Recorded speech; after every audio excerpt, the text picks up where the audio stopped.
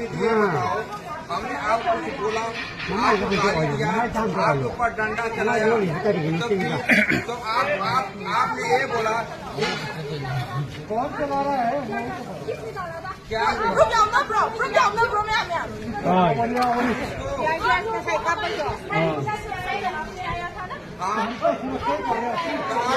आप ही की सुरक्षा में है ना।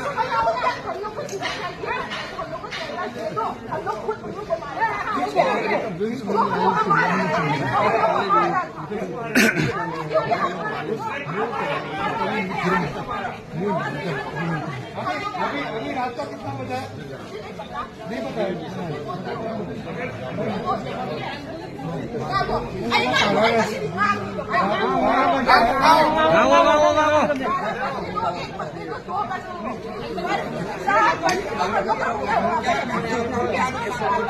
और